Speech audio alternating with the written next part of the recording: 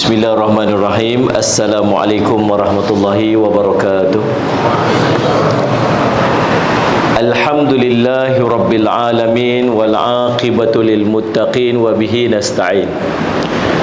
Ala umuri dunya waddin, asyhadu an la ilaha illallah wa asyhadu anna sayyidana Muhammadan abduhu wa rasuluh.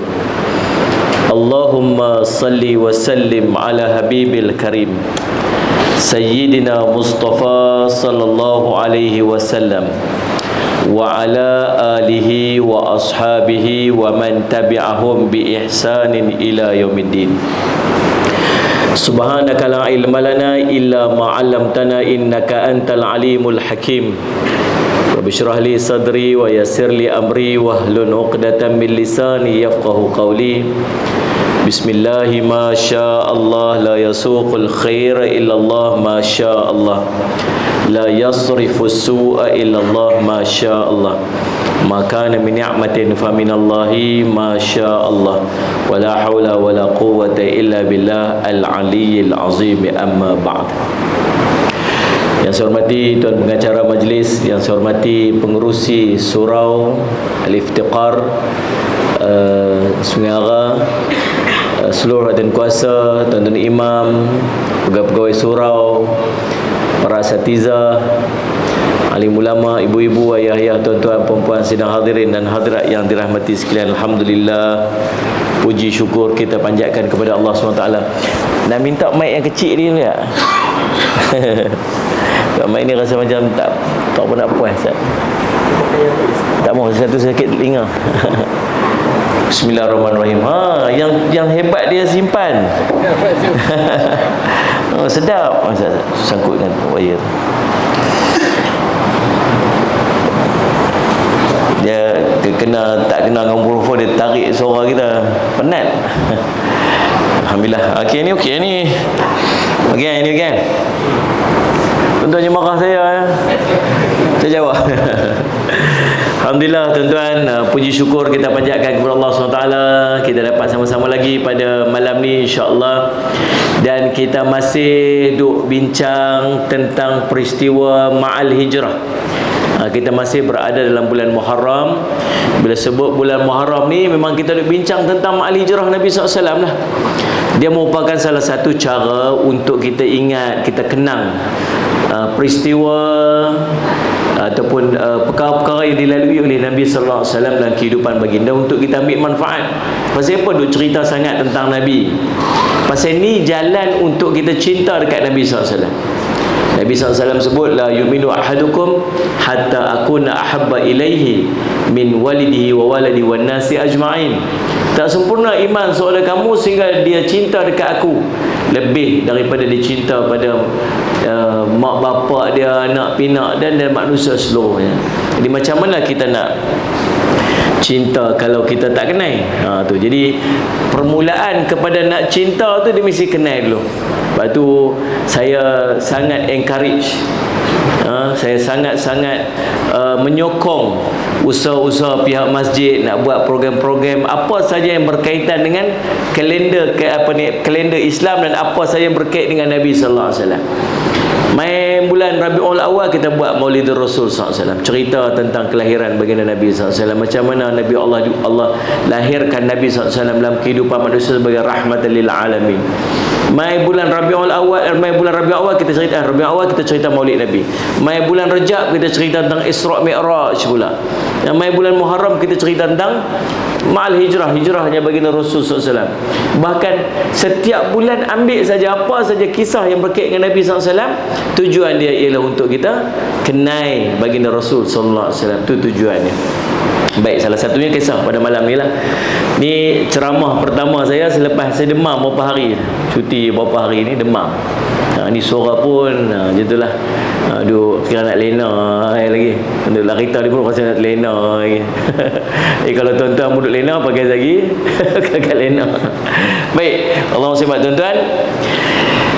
Bila Nabi SAW dalam perjalanan tu, kita kena ingat Nabi SAW keluar daripada rumahnya pada 27 hari bulan Safar. Nabi keluar pada rumah dia 27 hari bulan Safar. Bila Allah perintah dekat Nabi SAW untuk keluar, melalui perantaraan Jibril bagi tahu dekat Nabi SAW, malam ni kamu jangan tidur di tempat kamu tidur. Itu signal. Yang para sahabat semua pekat pi dah. Para sahabat dah pi dah. Majoriti sahabat. Yang tinggal itu hanya beberapa sahabat yang tertahan tak boleh pi. Yang lain semua dah pi dah. Yang tinggal hanya para sahabat, beberapa daripada kalangan mereka yang tak boleh pi. Kemudian keluarga Sayyidina Abu Bakar radhiyallahu anhu yang ada tugas. Ada berapa ahli keluarga Nabi yang keluarga Sayyidina Abu Bakar yang Sayyidina Abu Bakar bagi tugasan mereka kena buat. Siapa? Antaranya Abdurrahman ataupun Abdullah bin Abu Bakar radhiyallahu anhu.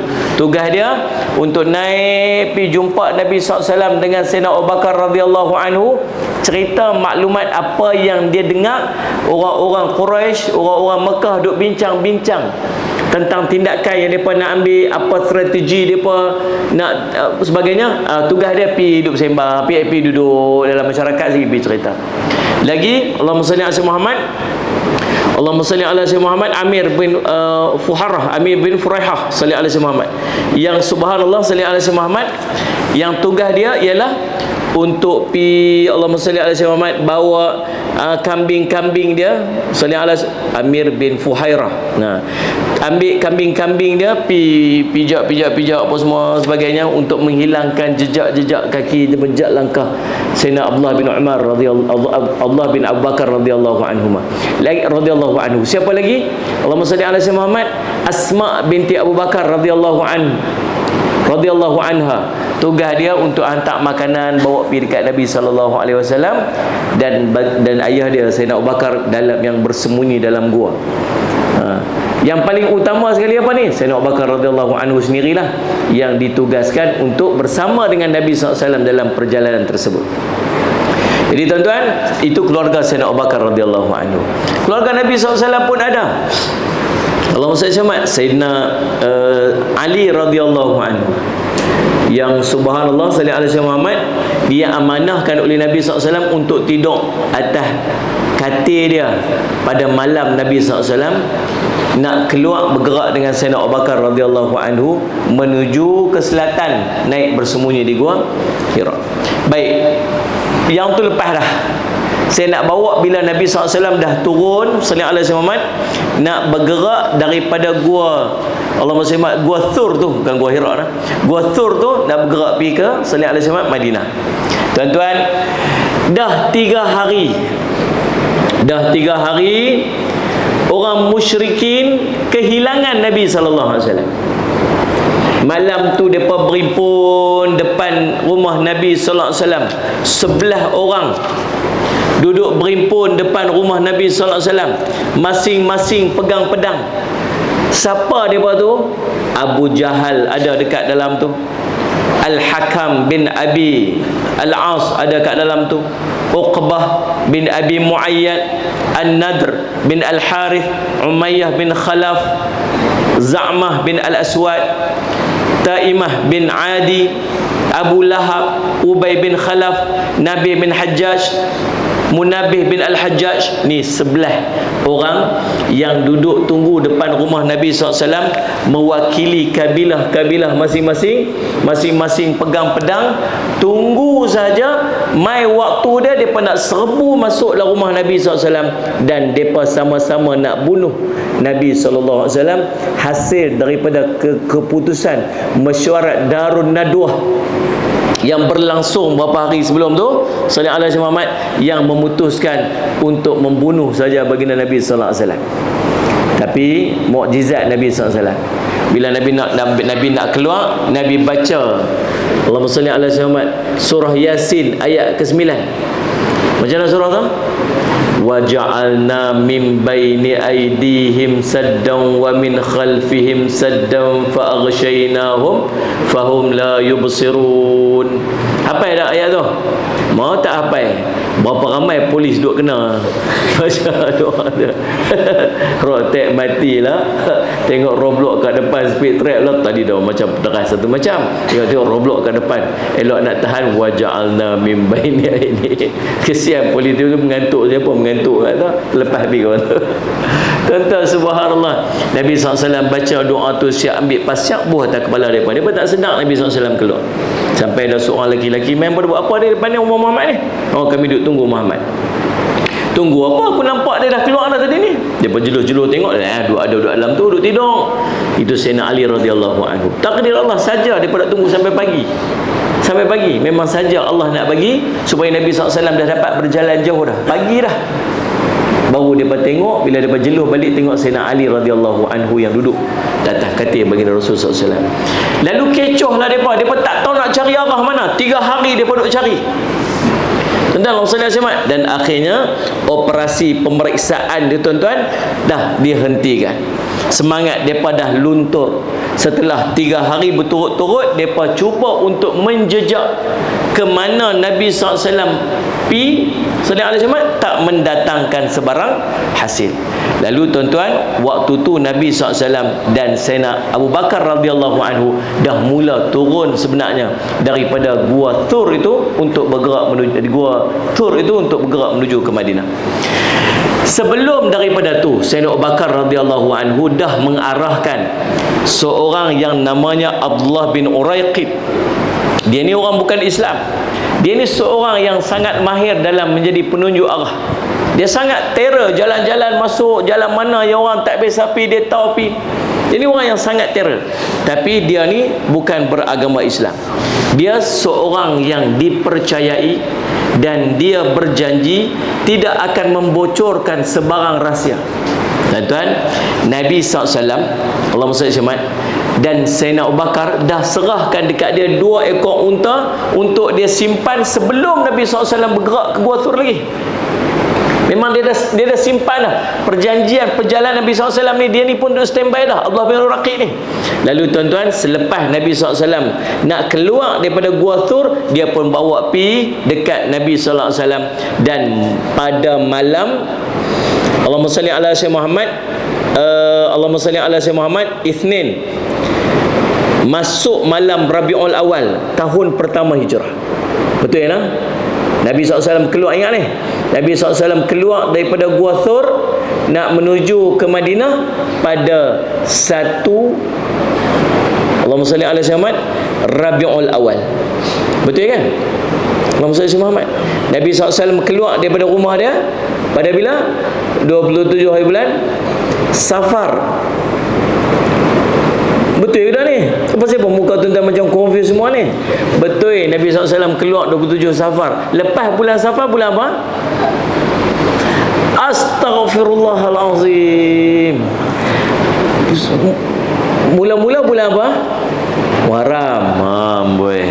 Lepas Muharram, Safar. Lepas Safar, Rabiul Awal lah. Allah Rabbi, nak kena apa betul juga. Dia kena menyanyi kot noh. Muharram, Safar, Rabiul Awal, Rabiul Akhir, Jamadil Awal. Sampai habis dia boleh hafal. Muharram, Safar, Rabiul Awal, Rabiul Akhir, Tayyib Awal, Tayyib Akhir lebih waktu. Jadi subhanallah, tuan-tuan sekalian jemaat, betul lah. Nabi keluar 27 hari bulan Safar. Nabi sembunyi dalam gua selama 3 malam. Jadi 1 Rabiul Awal Nabi SAW mula turun. Waktu tu Abdullah bin Uraiqid bawa mai 2 unta yang telah diperintahkan oleh Nabi SAW untuk dia simpan. Lalu ketika Sayyidina Abu Bakar berkata kepada Nabi SAW, ni ada 2 ekor unta wahai Rasulullah. Rasulullah pilih yang mana yang Rasulullah berkenan, yang Rasulullah rasa paling baik untuk Rasulullah tunggang. Dia nak bagi dekat Nabi SAW. Kata Nabi SAW, hendaknya dengan berbayar. Nabi tak mau dia bagi dalam keadaan percuma. Nabi nak ada contribution dia tersendiri dalam usaha dia nak berhijrah tu. Ada dia punya sumbangan sendiri. Tuan-tuan, waktu mereka nak memulakan hijrah tu, datanglah Asma binti Abu Bakar radhiyallahu anha. Waktu tu Sayyidatina Asma radhiyallahu anha bawa bekal makanan, dan dia waktu tu mengandung 7 bulan. Mengandung 7 bulan. Tuan-tuan, dalam riwayat cerita demikian. Dia tak ada tali, dia ambil kain dia tuan-tuan yang diikat pinggang ni, dia belah dua, kemudian dia ikat penyangkut, dia jadikan penyangkut bekalan, satu lagi dipakai dekat pinggang dia. Dia digelar orang yang mempunyai 2 tali pinggang. Tuan-tuan tengok dalam Nabi SAW dan Sayyidina Abu Bakar radhiyallahu anhu nak berhijrah ni tuan-tuan, satu benda yang sangat besar dalam hidup, dan kita ni sentiasa dan akan berterusan dalam proses hijrah ni. Kita dulu bukan baik, kita nak jadi baik. Saya yakin tuan-tuan sekalian, tuan-tuan yang boleh duduk bersila dalam masjid ni, dalam surau ni, memang orang dah biasa dah kot duduk dalam surau ni. Bukan kot ada yang di kalangan kita yang baru malam ni main tak. Betul tak saya kata ni? Kadang orang betul-betul malam ni baru first time main ada tak? Tak ada kot. Dah mungkin dah berhijrah dah. Tapi 10 tahun yang lepas mungkin kita bukan macam ni. Betul tak ni? Ataupun lebih lama daripada tu, mungkin 20 tahun yang lepas kita bukan macam ni. Makcik-makcik, kak-kak kat belakang tu solat Jumaat, kalau nampak 10 tahun dulu ni, Allah, rambut lagu mana tak tahulah. Solat Jumaat ni, kita ni tu yang muka regular kat tepi pantai sikit dulu ni. Jalan yang pantai sikit dulu, tentu jalan mati kan ujung tu. Tak kereta rosak banyak berderet. Tu kereta hampa apa sebiji tu. Kali harap sangat ni. Dulu kita tuan-tuan, apa benda kita tak buat, dan kita telah pun berhijrah sampai ke tahap kita jadi lagu nila ni. Dan kita bukan nak berhenti ni, kita nak jadi orang yang lebih baik lagi. Kita duk risau lagi tuan-tuan, tahu tang mana? Bukan tang kita sangat. Kita risau kita, tapi yang lebih merisaukan kita nu anak-anak kita yang duduk kat rumah tu. Lagi kita risau. Bayangkan bila kita duduk dalam proses hijrah nak jadi lebih baik, dia tak pi hijrah sama-sama dengan kita. Dia duduk pi ke arah lain. Kita pernah duduk jalan yang tak elok. Kita pernah duduk tempat kelam tuan-tuan. Kita pernah buat salah dalam hidup kita. Dan kita duduk nampak anak kita nak pi buat benda yang sama. Kami duduk Kedah tuan-tuan, kampung tempat madrasah saya tu, keliling tu hutan, bukit kiri kanan.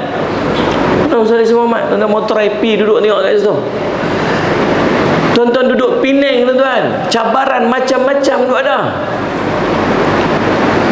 Orang daripada Kedah main Penang nak main disco tuan-tuan. Tuan-tuan disco duduk dekat tuan-tuan. Macam mana?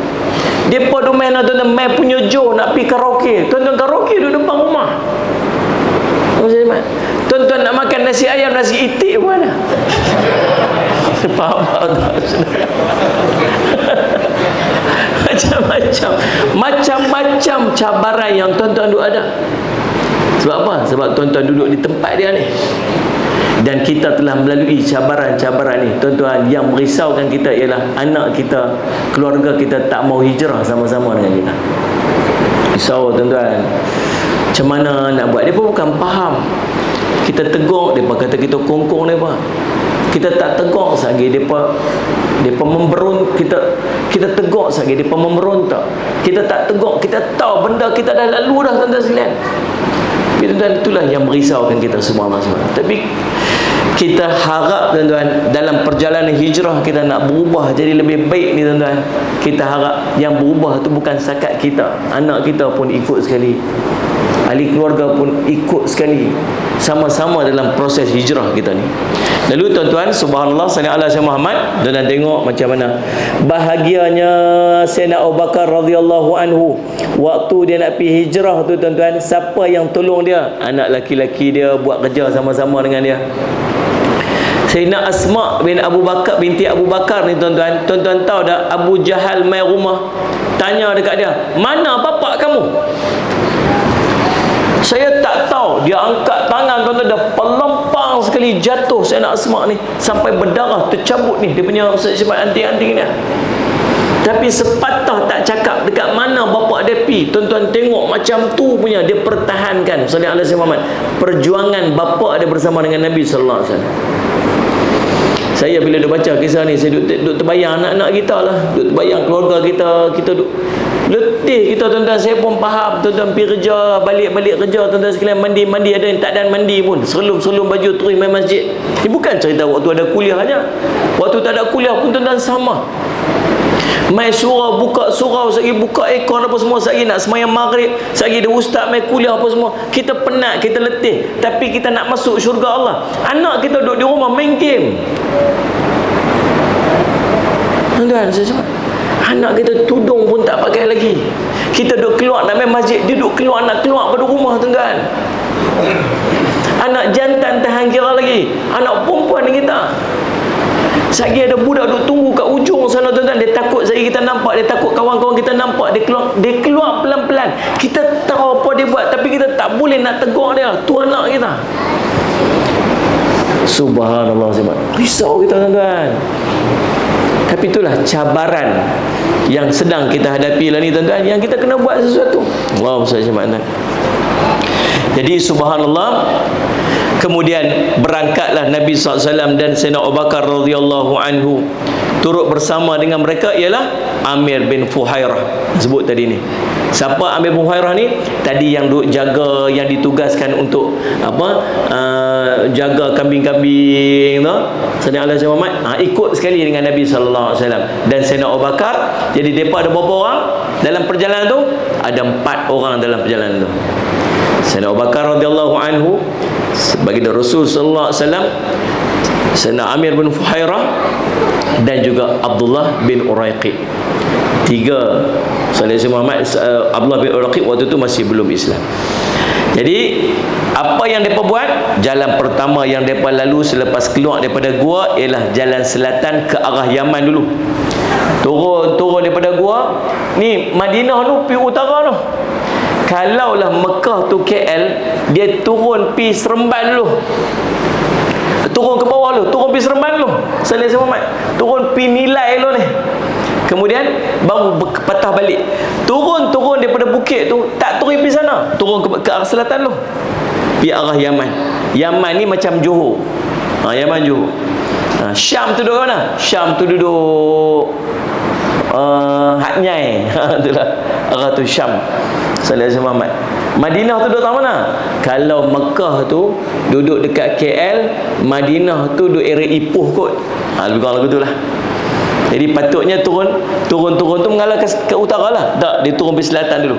Kemudian tuan-tuan, apabila sampai ke sebatang jalan yang jarang dilalui oleh orang, mereka mengarah pula ke arah utara, berhampiran Laut Merah. Turun balik ke barat ni, dekat dengan Laut Merah, kemudian merentasi sebatang jalan yang jarang-jarang dilalui oleh orang ramai. Allahumma salli ala sayyidina Muhammad. Allahumma salli ala Muhammad.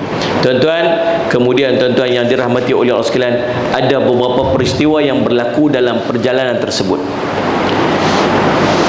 Semasa Nabi SAW berkenderaan bersama dengan Abu Bakar radhiyallahu anhu, biasanya Sayyidina Abu Bakar akan berada di belakang. Baginda Nabi SAW akan duduk di bahagian depan. So bergeraklah 2 kenderaan. Sayyidina Abu Bakar duduk kat depan, Sayyidina Nabi SAW duduk depan, Sayyidina Abu Bakar duduk belakang. Kalau orang tengok, Sayyidina Abu Bakar ni nampak lebih keadaan macam dia gelisah sikit. Ini diceritakan oleh Suraqah bin Malik. Nampak daripada Sayyidina Abu Bakar ni mana nampak gelisah pun. Dia tengok kiri, dia tengok kanan, tengok kiri, tengok kanan. Sebab apa? Dia risau dengan Nabi SAW. Sedangkan Nabi SAW ni macam seorang anak muda yang tidak dikenali. Duduk tegap aja, duduk tenang aja kat depan. Lalu tiba-tiba ada bertemu dengan seorang. Dia tanya dekat Sayyidina Abu Bakar. Dia tak kenal Sayyidina Abu Bakar, dia tak kenal Nabi SAW. Dia tanya, ni siapa tu kat depan kamu tu? Dia tanya Sayyidina Abu Bakar. Lalu Sayyidina Abu Bakar kata apa? Itu adalah penunjuk jalanku. So kalau kita faham daripada perkataan Sayyidina Abu Bakar tu, Sayyidina Nabi SAW ni macam penunjuk arah, orang yang tolong guide jalan. Tetapi yang dimaksudkan sebenarnya ialah penunjuk jalan-jalan hidayah dan jalan-jalan kebaikan. Itulah Nabi SAW. Dalam perjalanan tu tuan-tuan, Nabi SAW sekali terserempak dan terjumpa, Allahumma salli ala sayyidina Muhammad, dengan seorang yang nak tangkap Nabi SAW daripada orang musyrikin. Nama dia Suraqah bin Malik radhiyallahu anhu. Radhiyallahu anhu pasal dia dah masuk Islam kemudian. Waktu dia tak masuk Islam lagi. Dia cerita waktu tu dia duduk dalam satu majlis dekat dengan kampung dia. Tengah-tengah duduk sembang, tiba-tiba mai seorang lelaki. Dia kata, "Hai Suraqah, ni ramai-ramai orang dengar ni." Waktu tu depa dah heboh dah kecoh dah. Tawaran kepada siapa yang dapat tangkap Muhammad, dia akan diberikan 100 ekor unta. Ataupun nilai dah. 100 ekor unta ni tuan, kalau seekor unta ni harga dia 8,000. Mau 800,000 tawaran time tu tuan-tuan. Mau millionaire tu. Jangan main-main. Kalau lah ni punya nilai pun ada 800,000, tuan-tuan tahu nilai waktu tu banyak mana. Lalu subhanallah, masing-masing pun pekat-pekat keluar. Tuan-tuan boleh bayang tak waktu tu Nabi SAW nak keluar, semua orang yang duduk ni, siapa-siapa saja boleh jadi orang yang sallallahu alaihi Muhammad nak ambil tindakan dekat Nabi SAW. Tak tahu siapa ni. Semua orang ni boleh jadi orang yang nak tangkap Nabi SAW. Jadi subhanallah, dalam perjalanan kata Suraqah, tiba-tiba ada seorang mai dalam majlis dia pun kata, "Hai Suraqah, tadi aku nampak kelibat berapa orang lalu kat tepi pantai tadi ni." Betul lah, Nabi SAW lalu kat tepi arah Laut Merah. Dia kata, "Aku agaklah tu mesti Muhammad dengan sahabat-sahabat dia." Tahu Suraqah kata apa? Dia kata, "Aku tu bukan mereka. Tu bukan mereka. Confirm bukan mereka. Yang kamu nampak tu Fulan bin Fulan." Dia tukar nama. Pasal apa? Pasal dia yakin itu Nabi SAW, tapi dia tak mau orang lain pi dapat habuat tu. Dia nak dia seorang-seorang. Lalu dia pun kata dekat orang-orang yang duduk dalam majlis dia kata apa? "Tak apa nak apa, teruskan dengan apa ini, aku nak masuk rumah dia." Dia masuk rumah dia keluar ke pintu belakang, dia ambil kuda dia yang paling istimewa sekali, kuda dia yang paling kuat, yang paling mahal. Dia kata, kemudian subhanallah saya semat, dia buat apa? Lalu pelayanku, Allahumma salli ala sayyidina Muhammad, pelayanku menahankan kuda itu untukku. Aku mengambil lembing dan aku membawanya keluar daripada rumah. Aku tarik mata anak lembing itu ke bumi dan aku rendahkan bahagian atasnya sehingga apabila aku sampai kepada kudaku, aku terus menungganginya. Dia kata bila tarik, bila ambil saja kuda tu kat depan, dia kata dia dah siap dah. Saya sebab dengan lembing macam ni siap, ready dah ni. Kemudian lompat atas kuda dia tuan-tuan, kemudian dia terus menunggangnya dan dia menuju kepada arah, dan daripada kejauhan dia kata subhanallah, dia dah nampak dah kelibat berapa orang kat depan ni. Dia kata confirm tu dah Nabi SAW. Apa yang jadi tuan-tuan? Tiba-tiba kudaku terpelosok kaki dia. Kaki dia terbenam, dia pun terjatuh, terguling. Dan tuan-tuan yang biasa naik kuda, kalau jatuh ke depan lagu tu boleh tahu sakit dia lagu mana. Memang sakit tuan. Jatuh lagu tu, dia dah terpelanting ke depan. Bila terpelanting ke depan, apa dia buat? Dia bangkit, dia ambil anak panah, kemudian dia telik. Ni memang panggil orang-orang jahiliah, sebelum dia nak buat apa-apa, dia akan buat telik dulu. Ni boleh pi ke tak boleh pi? Tuan-tuan, dia panggil telik nasib. Ini antara benda yang Nabi SAW larang untuk kita buat. Nabi kata ada 70,000 orang daripada umatku yang akan masuk syurga tanpa hisab. Kalau para sahabat Nabi SAW pun duk tanya Rasulullah, siapa mereka yang akan masuk syurga tanpa hisab ni? Salah satu ciri dia ialah orang yang meninggalkan tatayar, dia panggil. Orang yang meninggalkan telik ni, kesialan-sialan.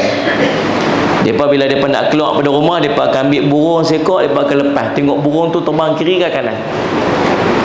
Kalau terbang ke kiri, contohnya lah, terbang ke kiri, tak boleh keluar, ada sial tu tunggu kat depan. Kalau terbang ke kanan, okey. Biasa mereka akan guna juga anak-anak panah. Tengok anak panah, boleh pi ke tak boleh pi. Kita tak buat dah kot lagu tu. Ada lagi kalau buat lagu tu? Keluar rumah, tiba-tiba barang tinggal. Bila barang tertinggal, dia kata, jangan patah balik ikut jalan sama. Nanti keluar, saya patah balik ikut jalan lain, tak apa. Hang keluar balik ikut jalan lain. Jangan keluar balik ikut jalan sama, sehari share. Ada lagu tu tak? Ada lagi tak yang duk keluar jalan, tengok bewak lintas. Dia tengok bewak melintas, dia kata apa?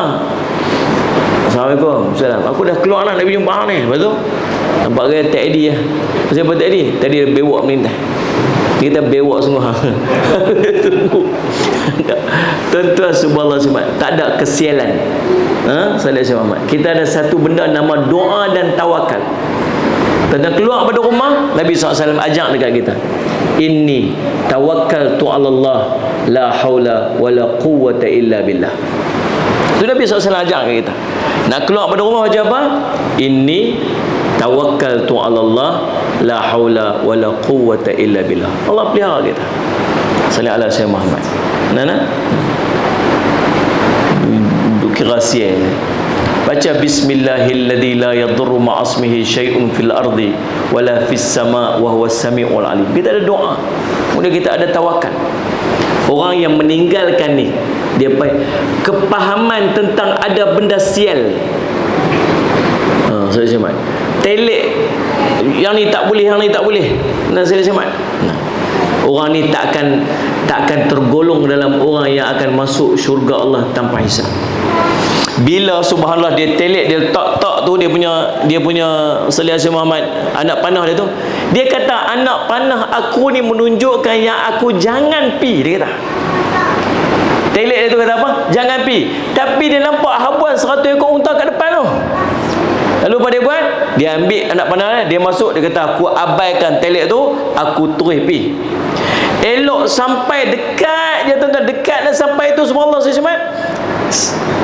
Tiba-tiba kaki kuda aku terbenam lagi, jatuh lagi. Dia bangkit, dia buat lagi sekali. Telek dia kata apa? Jangan pi. Tak, dia buat, dia kata aku abaikan telek aku teruskan lagi. Sampai ke tahap dia begitu hampir dengan Nabi SAW, dia kata sehingga aku dapat mendengar bacaan Al-Quran Rasulullah SAW. Nabi duduk atas kenderaan dia, duduk baca Al-Quran dalam perjalanan sallallahu alaihi wasallam. Yang paling gelisah kata Suraqah waktu tu ialah Sayyidina Abu Bakar radhiyallahu anhu. Gelisah. Nabi SAW duduk berzikir, baca Quran. Lalu tuan-tuan sallallahu alaihi wasallam, dan Nabi SAW tak berpaling sedikit pun, tetapi Sayyidina Abu Bakar lah yang banyak berpaling. Tiba-tiba dia kata kaki kudaku terbenam lagi ke bumi hingga sampai ke paras lutut, lalu aku pun terjatuh daripadanya. Kemudian aku bingkas bangun menarik kaki kudaku, dan bila nak tarik saja kaki kuda tu keluar, subhanallah, aku kelihatan di hadapanku debu-debu yang berkilauan di langit seperti asap. Kemudian dia kata sallallahu alaihi Muhammad, aku tak lagi membuat ramalan dengan sallallahu alaihi Muhammad dengan anak panahku. Ternyata dia kata dia pergi dekat Nabi SAW, lalu dia kata apa? Sesungguhnya kaumku telah menjanjikan kepada aku tawaran yang begitu banyak. Dia kata apa? Sallallahu alaihi wasallam, dia kata dekat Nabi SAW, dia kata tolong jangan apa-apakan aku, ambillah semua bekalan-bekalan yang ada daripada aku dan serah dekat Nabi SAW. Nabi SAW kata tak mau. Nabi kata jauhlah kamu daripada aku. Dan Suraqah bin Malik minta satu jaminan, surat jaminan yang dia akan selamat daripada Nabi SAW. Maka Nabi SAW suruh Amir bin Fuhairah untuk tulis surat jaminan, dan dia nanti akan berjumpa dengan baginda Nabi SAW dalam dalam satu peperangan, dan dia mengisytiharkan dia masuk Islam. Dan Nabi SAW menjanjikan gelang Kirsa Parsi, Raja Parsi. Bila tuan-tuan sekalian berlakunya penaklukan Parsi ni pada zaman Sayyidina Umar radhiyallahu anhu, tahun ke-14 Hijrah tu. Nabi SAW dah wafat dah. Waktu tu Sayyidina Umar lah yang menunaikan janji Nabi SAW untuk bagi gelang Kirsa Parsi itu dekat siapa? Dekat Allahumma salli ala Muhammad. Dekat ni Allahumma salli ala Muhammad. Allahumma Suraqah bin Malik radhiyallahu anhu. Tuan-tuan, itu kisah Suraqah bin Malik. Lalu tuan-tuan, Allahumma salli ala Muhammad, dalam perjalanan itu juga Nabi SAW berjumpa dengan dua buah khemah. Khemah ni khemah Ummu Ma'bad. Ummu Ma'bad ni tuan-tuan, seorang perempuan lasak, duduk berselimut dalam khemah, bagi makan dan minum kepada orang yang lalu lalang dekat dengan dia. Dia duduk satu tempat, ada khemah dia.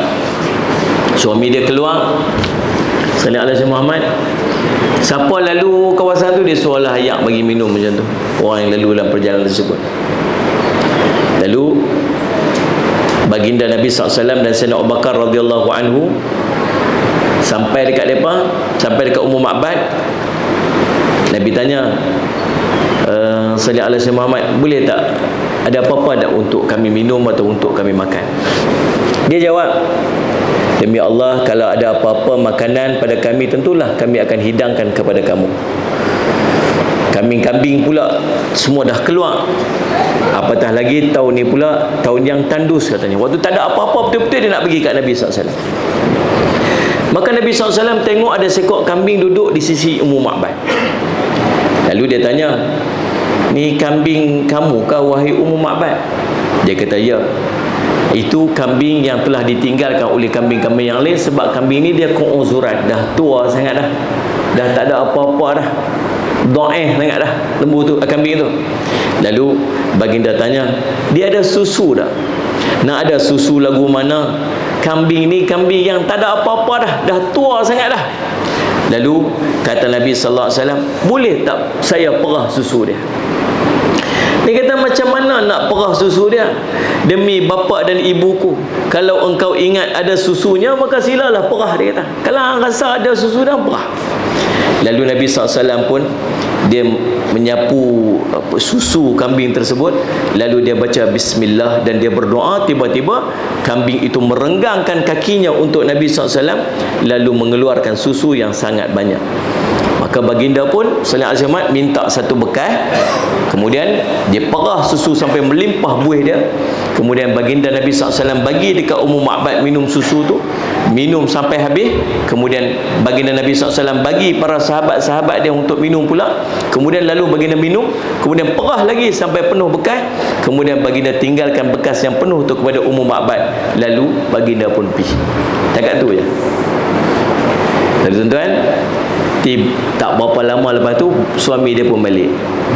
Bila suami Ummu Ma'bad balik, sallallahu alaihi wasallam, bawalah kambing-kambing dia yang kurus kering. Dia tengok-tengok dekat tepi isteri dia ada satu tong susu. Lalu dia katalah dekat isteri dia, sallallahu alaihi wasallam, mana mai susu ni? Semua kambing-kambing semua aku bawa pi. Yang tinggal ni ada seekor yang dhaif. Sallallahu alaihi wasallam, dia kata, memang sungguh tak ada apa-apa pun di rumah waktu kamu tinggal tadi, tapi tadi ada seorang laki-laki, ada seorang laki-laki yang diberkati, dia mai dekat sini. Sallallahu alaihi wasallam, bicaranya begini dan begini, keadaannya begitu dan begini, dia cerita. Kata Abu Ma'bad, demi Allah, aku agak dialah seorang lelaki Quraisy yang sedang dicari-cari oleh mereka. Lalu cuba terangkan kepadaku bagaimana sifatnya, hai Ummu Ma'bad, kata suami dia. Lalu diceritakan sifat dan bicara yang sangat menarik, seolah-olah orang yang mendengar cerita itu melihat sendiri kepada Rasulullah SAW berada di hadapannya. Tuan, Ummu Ma'bad cerita ni sampai Abu Ma'bad ni boleh bayangkan macam Nabi SAW duduk di depan mata dia. Lepas tu di antara perawi yang meriwayatkan cerita tentang keindahan wajah Nabi SAW dan akhlak Nabi SAW ni, Ummu Ma'bad. Nabi kita ni cantik tuan-tuan, bukan cantik, handsome. Nabi kita ni tuan-tuan, kalau Nabi Yusuf alaihissalam tu cantik, Nabi SAW lagi cantik. Tuan-tuan boleh bayang tak, subhanallah, Nabi Yusuf alaihissalam ni sampai ke tahap bila Zulaikha bagi buah apple tu dekat orang-orang perempuan tu, dia suruh Nabi Yusuf sembunyi dekat dalam, di balik pintu. Bagi apple, bagi pisau. Bila suruh Nabi Yusuf keluar, dia pun boleh potong sampai terpotong jari ni. Punya takjub dengan keindahan Nabi Yusuf AS. Tuan-tuan faham tak? Pernah tak terbayang kita tengok seorang yang sangat indah sampai potong jari pun tak perasan? Gitu. Tak pernah terfikir. Itulah keadaan mereka melihat Nabi Yusuf AS. Dan ulama sebut Nabi kita Muhammad lebih cantik Nabi Yusuf, lebih daripada Nabi Yusuf AS. Macam mana keadaan dia tu tak tahu. Para sahabat cerita, Jabir kata, aku tengok wajah Nabi, aku tengok bulan purnama, aku tengok bulan purnama, aku tengok wajah Nabi. Demi Allah, wajah Nabi lebih cantik daripada bulan purnama. Aku mana? Kalau duduk dalam majlis, tiba-tiba Nabi SAW lalu, mesti orang akan perasan Nabi SAW lalu. Tapi kalau duduk depan dia, sudah pasti dia akan jatuh cinta dengan Nabi SAW. Tuan-tuan, kita tak reti nak gambar macam mana indahnya wajah baginda Rasulullah SAW. Nabi SAW ni tuan-tuan, Nabi tak terlalu tinggi dan tak terlalu rendah. Laisa bil tawil wa laisa bil qasr. Kalau tinggi sangat tu bukan Nabi SAW. Kalau rendah sangat pun bukan Nabi SAW. Nabi ni pertengahan, tak tinggi tak rendah. Kalau Nabi SAW duduk bersama-sama orang tinggi, Nabi nampak rendah. Kalau Nabi SAW duduk dengan orang-orang yang rendah, Nabi SAW nampak tinggi. Kulit Nabi putih merah, putih merah, sehingga bila Nabi SAW duduk di tengah panas, boleh nampak muka Nabi SAW kemerah-merahan. Kalau Nabi SAW marah, boleh nampak muka Nabi tu merah, memerah. Rambut Nabi SAW, Allah SWT, ikal, tak terlalu kerinting, tak pula terlalu lurus. Saya nak cerita kat tuan-tuan ni, sebab bila cerita Ummu Ma'bad duk cerita tentang Nabi SAW, Nabi SAW duduk depan mata dia.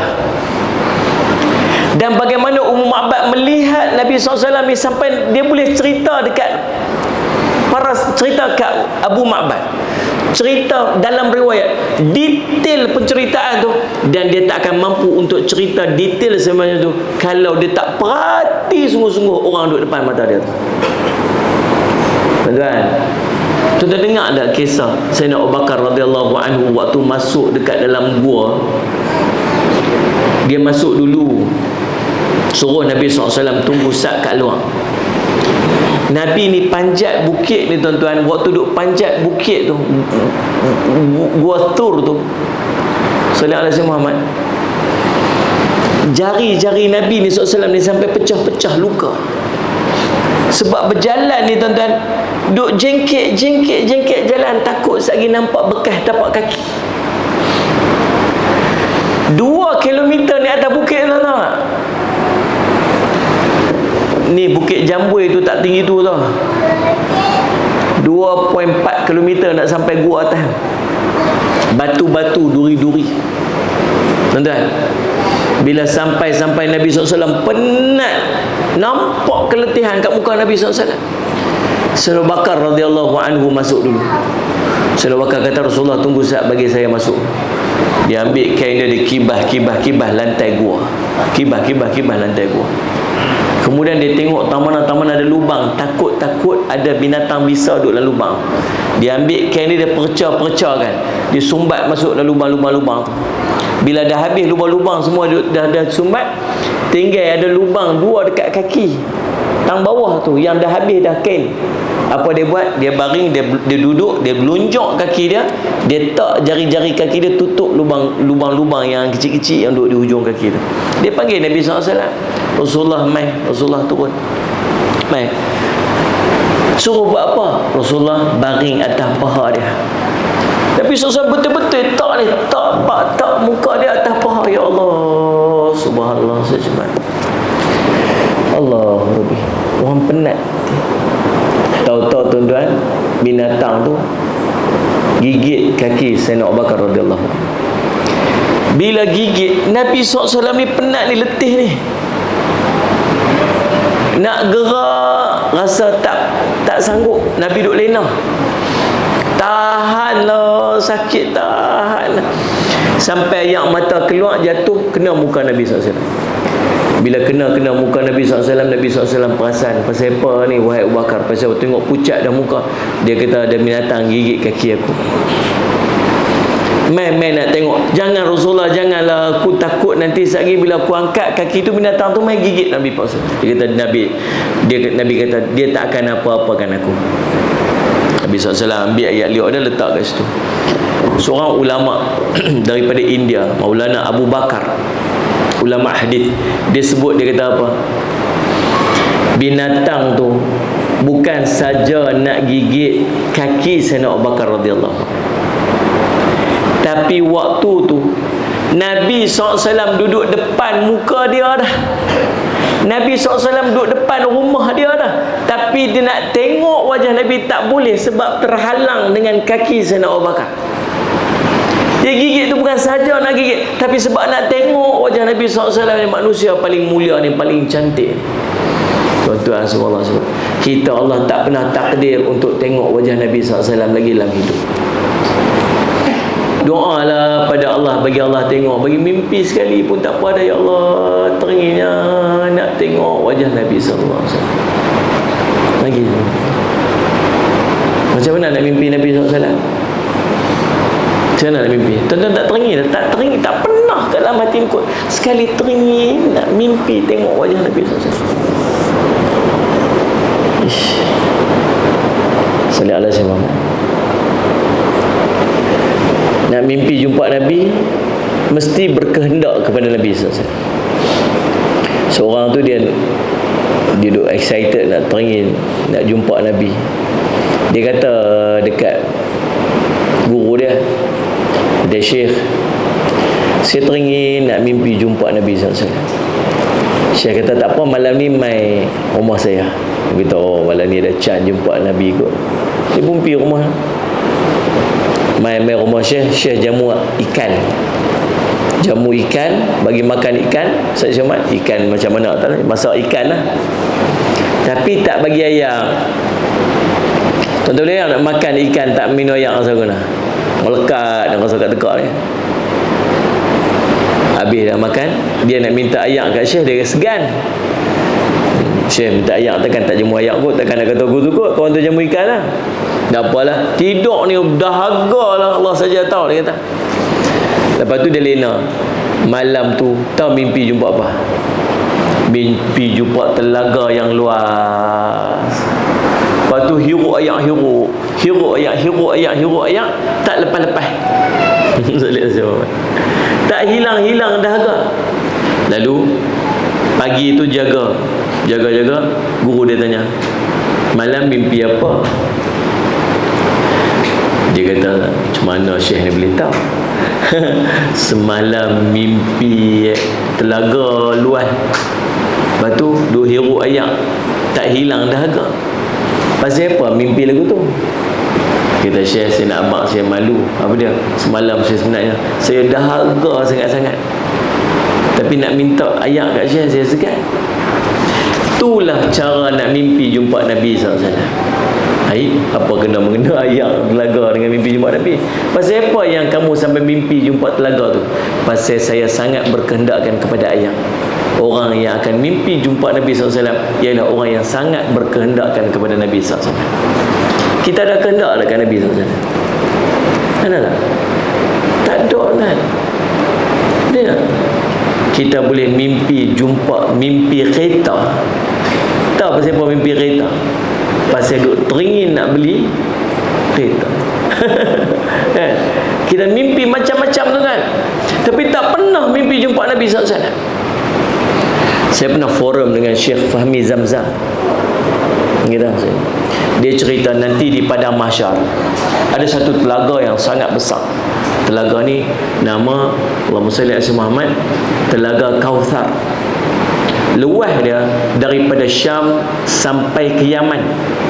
Daripada Syam, Syria tu sampai ke Yaman. Luasnya 4,000 salli ala Muhammad, 4,000 kilometer persegi. Telaga ni daripada Syria tu sampai ke Yaman. Saya cuma demikianlah luas dia tu. Kalau besar tu punya telaga, tu bukan telaga, tu laut.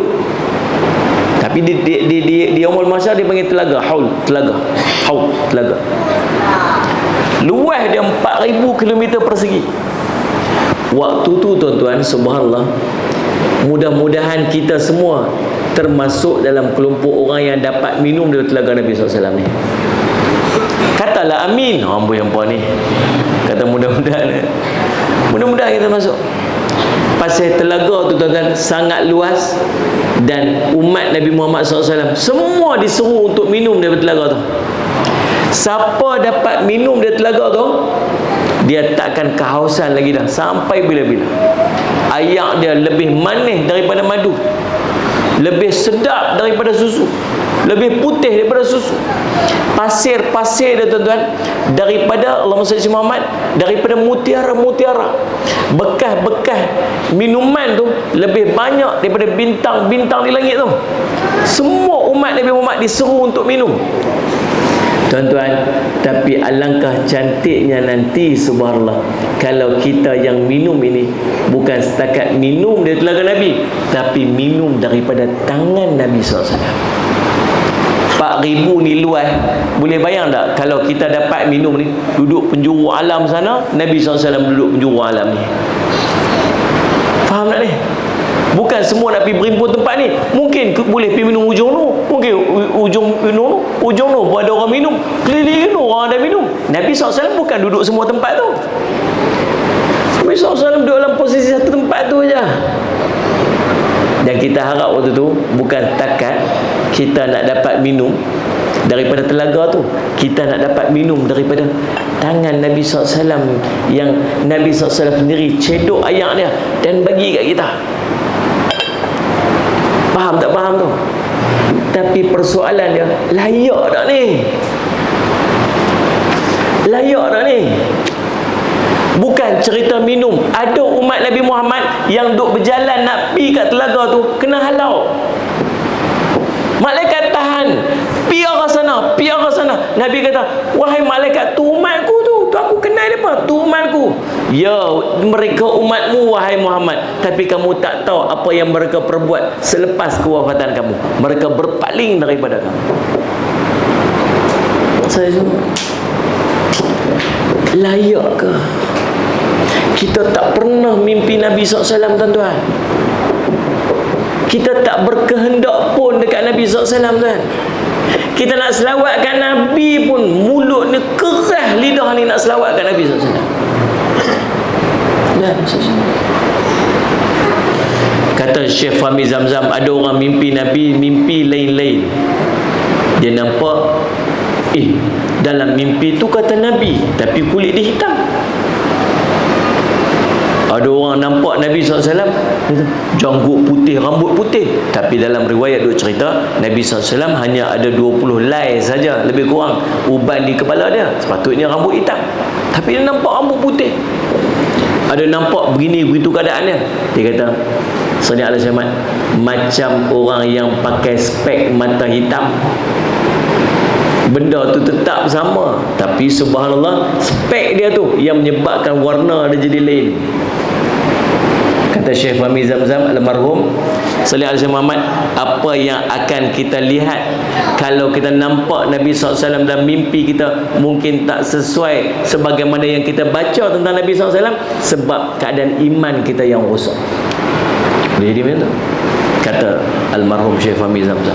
Tapi paling tidak di mimpi juga jumpa Nabi SAW. Kita tuan-tuan tak pernah mimpi dan tak pernah berkeinginan pun untuk mimpi Nabi SAW.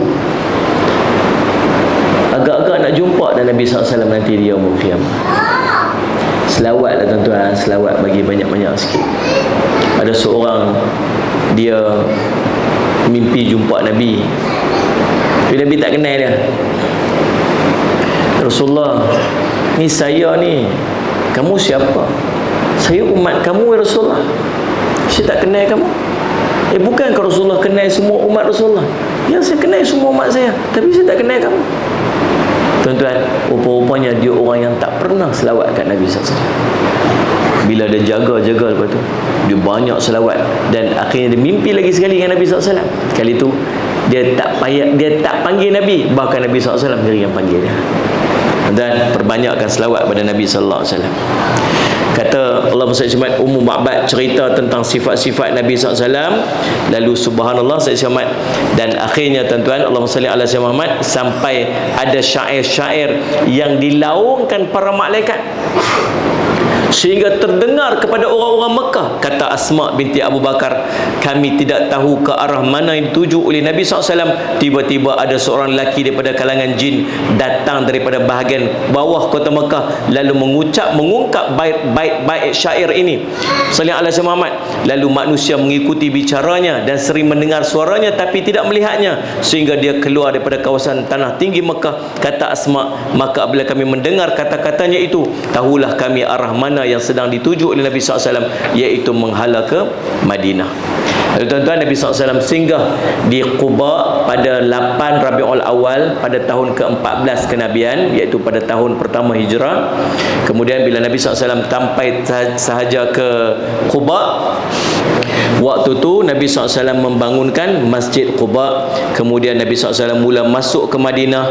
Kemudian Sallallahu Muhammad dan Nabi SAW sampai ke Madinah pada 12 hari bulan Rabiul Awal tahun pertama hijrah, bersamaan dengan tarikh kelahiran baginda Nabi SAW pada hari Jumaat. Waktu tu tuan-tuan semua orang seronoklah, pakat-pakat sambut Nabi SAW. Ada satu syair yang dinyanyikan oleh perempuan-perempuan Ansar. Tala'al badru alaina min thaniyatil wada' wajaba syukru alaina ma da'a lillahi da'. Maksudnya telah bersinarlah bulan purnama kepada kita dari lembah-lembah Tahinah Al-Wada'. Wajiblah ke atas kita untuk bersyukur selagi ada penyeru yang menyeru kepada Allah. Waktu tu tuan-tuan, orang-orang Ansar semua pakat-pakat berimpun, Rasulullah singgahlah mai tempat kami ni, Rasulullah singgahlah mai tempat kami ni. Kami dah sediakan makanan-makanan dalam rumah kami ni cukup untuk orang yang ramai. Kami sediakan senjata wa Rasulullah. Kalau Rasulullah mai singgah kami, kalau ada orang nak apa-apakan Rasulullah, kami akan pertahankan Nabi SAW. Orang-orang pekat berebut nak sambut baginda Rasul SAW. Lalu Nabi SAW biarkan unta dia sampai, subhanallah, unta dia duduk di rumah, depan rumah Abu Ayyub Al-Ansari. Waktu Nabi SAW duduk dekat rumah Abu Ayyub Al-Ansari, Allahumma salli ala Sayyidina Muhammad, rumah Abu Ayyub 2 tingkat. Rumah Abu Ayyub 2 tingkat. Tuan-tuan, Abu Ayyub tu pujuk Nabi SAW untuk duduk di atas. Hormatlah, penghormatan. Takkan dia nak duduk di atas, nak duduk di bawah. Kalau tuan-tuan pergi rumah, kalau Nabi pergi rumah tuan-tuan macam mana? Agak-agaklah kalau Nabi pergi rumah tuan-tuan, lagu mana? Nak bagi Nabi masuk dak rumah kita? Tu TV sama besar dengan dinding. Tu gambar kuda duk lawan lari 3-4 ekor. Tu dengan anak dara kita tak pakai tudung dalam rumah. Dia anak-anak dara kita yang tak pakai tudung tu, yang pakai seluar jin ketat tu. Tu anak kita yang pakai seluar pendek duk main game depan rumah tu. Kalau Nabi main rumah kita tu, agak-agak Rasulullah sila masuk, Rasulullah sila masuk, agak-agak lagu tu ke? Ataupun Rasulullah tunggu sat kat luar lah, bagi saya settle sat kat dalam rumah, lagu mana? Tuan-tuan, saya duduk terfikirlah kadang-kadang, rumah kita sebenarnya tak bersedia pun nak menerima kedatangan manusia mulia nama Rasulullah SAW. Setuju tak saya? Rumah kita sendiri tak mengajak kita kepada ibadat. Sungguh tuan, tuan tengok apa yang ada dalam rumah kita tu. Tuan-tuan tahu tak, benda yang paling melekakan kita, yang selalu mengajak kita untuk melambatkan sembahyang, benda yang mengajak kita untuk jangan baca Quran, benda yang mengajak kita untuk tinggalkan zikir, itulah benda yang paling kita muliakan dalam rumah tangga kita ni. Nama dia TV. Bila kita buat rumah, kita beli rumah, benda paling awal sekali kita nak set, nak letak, tuan-tuan tahu apa dia? Tang mana nak letak position TV kita? Apa setuju tak setuju ni? Tang tu letak TV, buah plug tang tu, semua yang lain akan mengikut posisi TV kita tu. Betapa mulianya dia dalam rumah kita. Sofa mau letak ikut position dia, letak pasu bunga kiri kanan, kadang setengah letak tudung pula ke atas TV yang dia sendiri pun tak pakai tudung.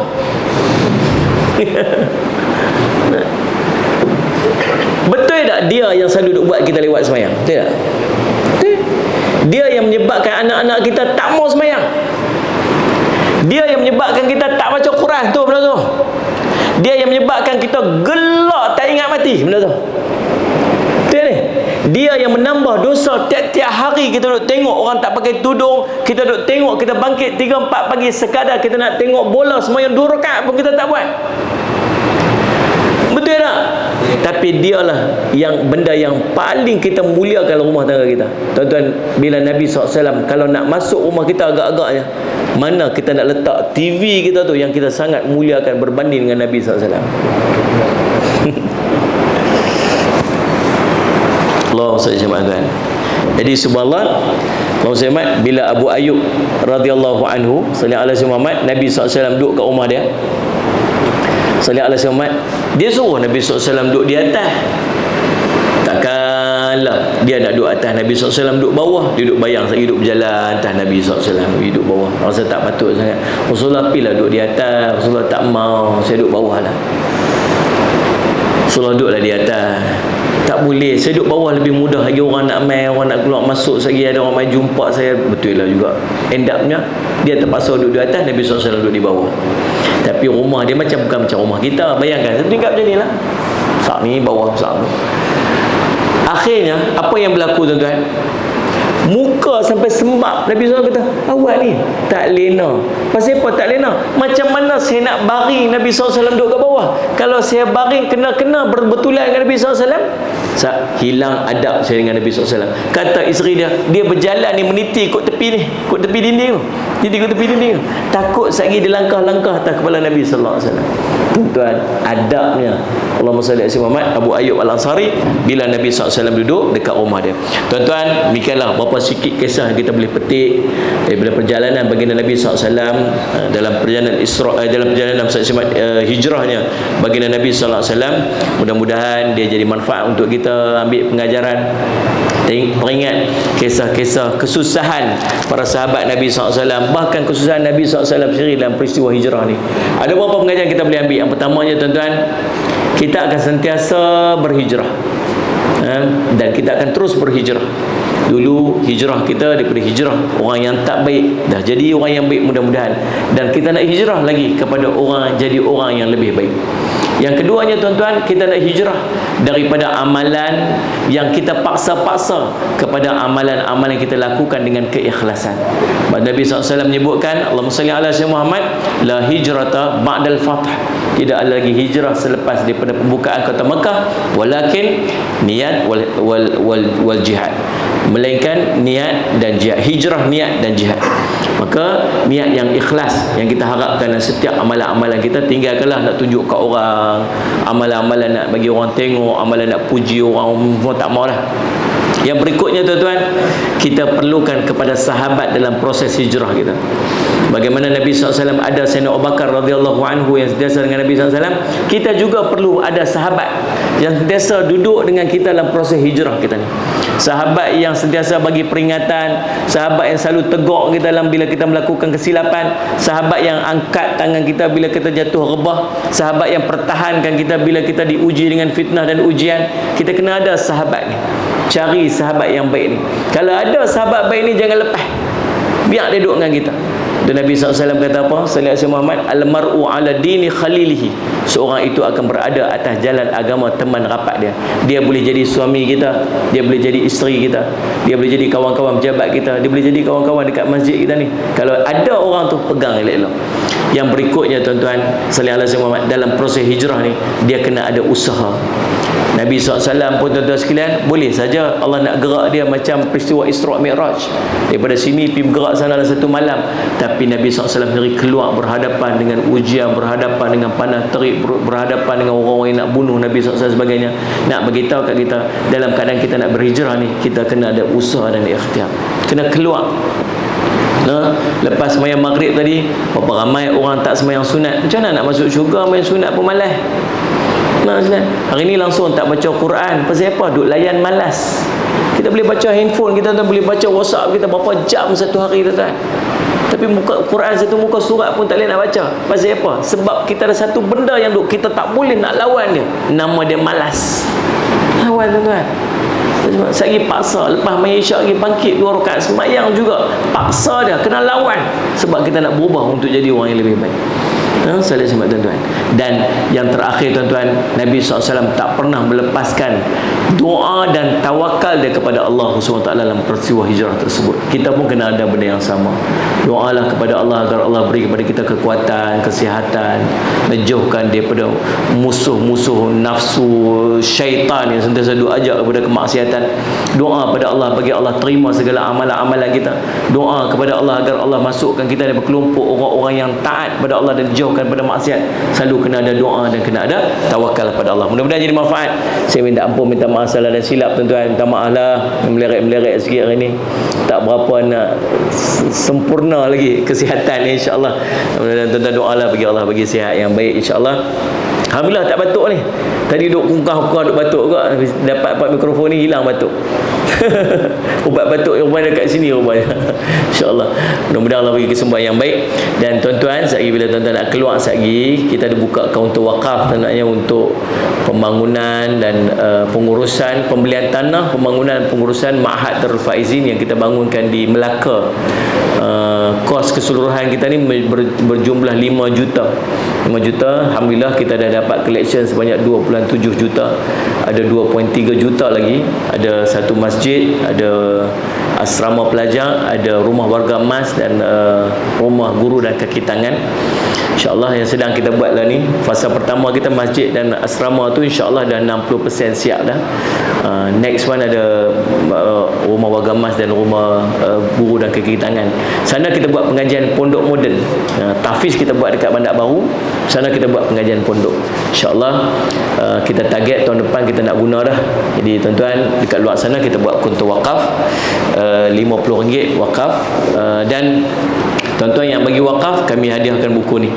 Buku ni secara percuma kita bagi. Himpunan solat-solat sunat ada 22 solat sunat. Ada kaifiat-kaifiat dia tuan-tuan boleh ikut. Himpunan solat sunat daripada sunnah Nabi SAW mengikut mazhab Syafi'i. Tuan-tuan boleh dapatkan dekat luar sana. Siapa bagi wakaf, kita akan hadiahkan buku ni. Buku ni kita tak jual, kita bagi saja kepada orang yang bagi wakaf. Tuan-tuan, kita pun edarkan kad tu. Kad tu ada QR code, ada saya cuma ada nombor akaun. Tuan-tuan masuk online banking tuan-tuan, tuan-tuan scan dekat QR code tu. InsyaAllah tuan-tuan boleh bagi sumbangan. Kalau tuan-tuan bagi QR code pun tuan-tuan tunjuk tu, kita akan bagi buku ni juga, insyaAllah. Mudah-mudahan jadi manfaat. Saya ucap terima kasih kepada pihak surau. Kita jumpa lagi lain masa ketika. Qul qouli hadza wa astaghfirullah li wa lakum. Wassalamualaikum warahmatullahi wabarakatuh.